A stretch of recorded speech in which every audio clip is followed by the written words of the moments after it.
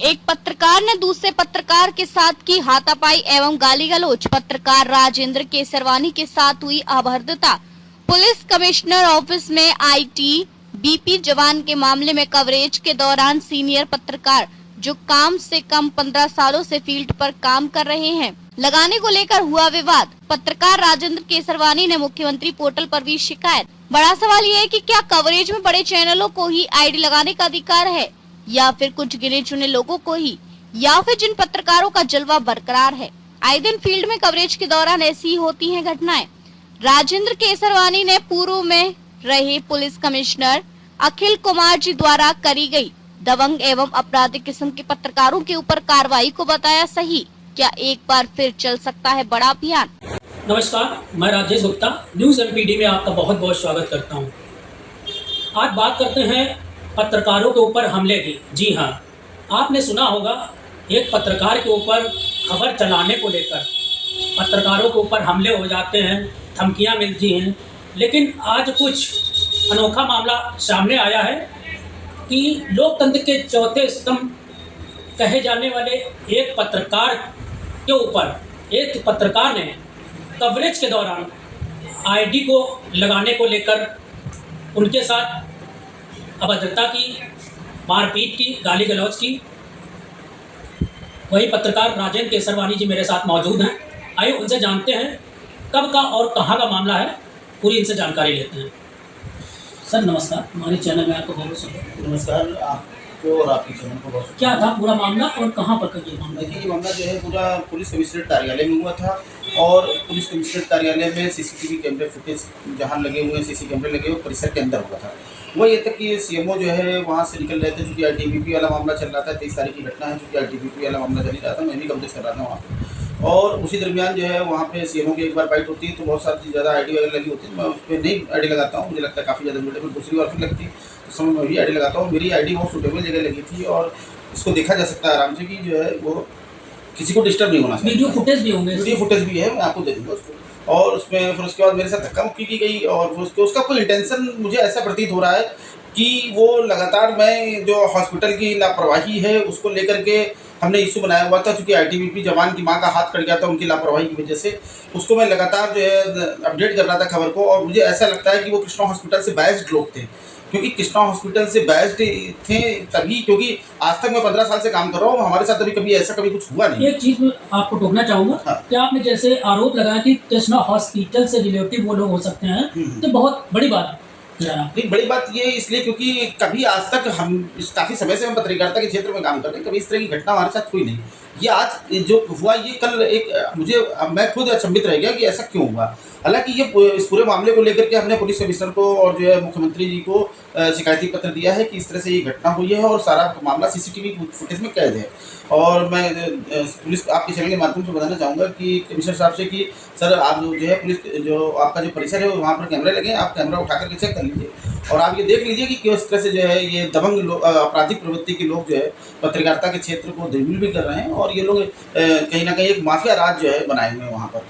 और police commissionerate की इससे छवि धूमिल होती है कि जब कमिश्नरेट के परिसर के अंदर ही इस तरह से बदमाशी की जा रही है तो अन्य जगहों का क्या हाल होगा, ये एक बड़ी चिंता का विषय है। तो आपके चैनल के माध्यम से मैं सिर्फ यही कहूँगा कि भाई उसमें जांच करा करके तत्काल दोषियों के खिलाफ कार्रवाई करें और इस बिंदु पर भी जांच करें कि वो जो पत्रकार थे, जो ग्रुप था उनका, उस ग्रुप के तार कहीं ना कहीं मुझे ऐसा प्रतीत होता है कृष्णा हॉस्पिटल से जुड़े हुए होंगे। तो कहीं ना कहीं ऐसा जैसा देखा जा रहा है कि एक पत्रकार एक दूसरे पत्रकार का दुश्मन है, तो कहीं ना कहीं क्या लोकतंत्र के चौथे स्तंभ के लिए एक पत्रकार ही क्या सबसे बड़ा दुश्मन है? बिल्कुल सही बात है। देखिए, एक बात बताते हैं, जिस तरह से रावण के घर में विभीषण पैदा हुआ था तभी रावण का अंत हुआ था, ठीक है ना। लेकिन अब सवाल उठता है कि रावण का अंत होने के पीछे कारण ये था कि रावण आतताई था, बाहुबली तो था लेकिन ताकत बहुत थी, बाहुबली था, लेकिन उसके बाद भी अंत हुआ। तो इसी तरह से मेरा मानना है कि ये जो पत्रकारिता का चोला ओढ़ करके आपराधिक प्रवृत्ति के लोग इसमें आ गए, इनकी पहचान की जानी चाहिए, उसकी शिनाख्त की जानी चाहिए और ऐसे लोगों पर जो है मुझे लगता है कठोर कार्रवाई, क्योंकि पत्रकारिता एक लोगों की मदद करने का पेशा है, काम है और जो है लोगों मतलब एक समाज में एक सही दिशा देने का काम करता है पत्रकारिता। तो ऐसे आपराधिक और जो लोग हैं इससे कहीं ना कहीं कानपुर के लॉ एंड ऑर्डर पर भी सवाल खड़े होते हैं कि ऐसी इस तरह से दबंगई करने का अधिकार इनको किसने दे दिया। सर कहीं ना कहीं देखा जाता है कि अक्सर जो डिजिटल मीडिया है, हाँ। कवरेज के दौरान आईडी लगाने को लेकर अक्सर हंगामा होता है, तो उसके विषय में क्या कहना चाहेंगे? देखिए, एक बात ये समझिए कि मैं तो उनको केकड़ा कहना चाहूँगा। ये जो केकड़ा है, ये केकड़े लोग हैं। केकड़ा एक ऐसी प्रजाति होती है जो अपने समजाति को चढ़ता हुआ देखती है तो उसकी टांग पकड़ के खींचती है, ठीक है ना। तो मेरा मानना ये है कि ये केकड़े हैं, मैं इनको केकड़े की संख्या देता हूँ। इन केकड़ों की पहचान की जानी चाहिए, पत्रकारों को ही पहचान की जानी चाहिए और ऐसे केकड़े को अपने समाज से हटा करके दूर हटाना चाहिए, क्योंकि ये लोग गंदगी हैं। ये लोग ऐसी गंदगी हैं जो समाज को गंदा कर रहे हैं। सर, कहीं ना कहीं ऐसा जैसा पहले देखा जा चुका है, पूर्व कमिश्नर जो अखिल कुमार जी थे, उनके द्वारा कुछ दबंग प्रवृत्ति के जो टाइप के पत्रकार थे उनके ऊपर कार्रवाई की गई थी। तो क्या आज के डेट में भी ऐसी कार्रवाई कुछ क्या करना जरूरी है? बिल्कुल आवश्यकता है। एक बार फिर से डिमांड है कि कहीं ना कहीं जो आपराधिक प्रवृत्ति के जो लोग थे, मैं अखिल कुमार जी जो हमारे पुलिस कमिश्नर पहले थे, मैंने उनके लिए बहुत बड़ा सा एक काफ़ी जो है लेख लिखा था कि ऐसे अधिकारी जो है एक स्वच्छ समाज की स्थापना के लिए एक अहम रोल निभाते हैं। तो मुझे लगता है कि अखिल कुमार जी से जो भी है IPS, उनको और सीखने की ज़रूरत है कि ऐसी गंदगी जो है समाज से हटनी चाहिए, ताकि एक स्वच्छ वातावरण तैयार हो, एक भयमुक्त समाज की स्थापना हो। तो और ये आपराधिक जो सबसे बड़ा सवाल ये है कि ये लोग पत्रकारिता का चोला ओढ़े हुए हैं और मुझे लगता है कि ये कोई बड़ी बात नहीं है। जांच कर लेंगे तो मुझे सारी चीज़ें दूध का दूध और पानी का पानी हो जाएगा।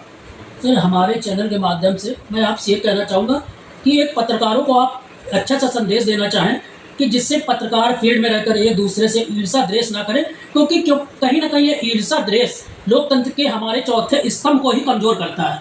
ये सही है, बिल्कुल आपने राजेश जी बहुत अच्छी बात कही है। ये बात मैं संदेश ये देना चाहूँगा कि भाई जो भी पत्रकार समाज में कुछ करने का जज्बा रखते हैं, जोश और जुनून है जिनके अंदर, उनको कभी भी भविष्य में अगर कोई दिक्कत आए तो जो है हम उनकी मदद के लिए भी खड़े हैं। और दूसरी बात यह है कि मैं उन लोगों से भी कहना चाहूँगा कि जो ईर्षा रखने वाले लोग हैं, वो ईर्षा केकड़ा एक प्रजाति, जैसे मैंने इससे पहले बोला, केकड़ा वाली जो मानसिकता है उससे हटे हैं और एक अच्छे समाज की स्थापना के लिए काम करें, पत्रकार समाज। तो आपने हमारे साथ बैठे वरिष्ठ पत्रकार राजेंद्र केसरवानी जी को सुना और उन्होंने इस घटना की घोर निंदा करी है और उन्होंने कई जगह कंप्लेंट भी करी है। मैं एक बड़ी बात इस पूरे घटनाक्रम के बारे में बताना चाहता हूं कि न्यूज़ 18 के जो वरिष्ठ पत्रकार शहर के कानपुर के हैं अमित गंजू जी, कल उनका ही फोन आया था। उन्होंने इस पूरे घटनाक्रम की बहुत कठोर निंदा की है। उन्होंने साफ तौर से कहा है कि ये छोटा बड़ा शुक्ला पंडित पांडे ब्राह्मण अवस्थी ठाकुर की वजह से ही आज पत्रकारिता धूमिल होती जा रही है। उन्होंने बहुत स्पष्ट शब्दों में ये बात कही है। सर, मैं भी फील्ड में जाता हूँ तो देखता हूँ ऐसा नहीं है कि बहुत से ऐसे अच्छे पत्रकार रहते हैं, लेकिन कुछ पत्रकारों की वजह से समाज गंदा हो जाता है। ये आपने एक कहावत सुनी होगी कि तालाब में अगर एक मछली होती है तो पूरे तालाब को गंदा कर देती है। तो मेरा मानना है कि तालाब की अन्य मछलियों को भी इस गंदी मछली को जो है निकाल करके बाहर फेंक देना चाहिए, क्योंकि ऐसे जो हिंसक प्रवृत्ति के जो लोग हैं वो लॉ एंड ऑर्डर को चुनौती दे रहे हैं। तो हमारे साथ वरिष्ठ पत्रकार राजेंद्र केसरवानी जी हैं। उन्होंने इस घटना की घोर निंदा करी है। उन्होंने कई जगह शिकायत भी करी है। अब देखने वाली बात यह होगी कानपुर कमिश्नरेट पुलिस जहां पर यह मामला हुआ इनकी शिकायत पर क्या एक्शन लेती है, इनको क्या न्याय मिलता है या इनका मामला ठंडे बस्ते में चला जाता है। वीडियो जर्नलिस्ट के साथ राजेश गुप्ता, न्यूज़ MPD कानपुर।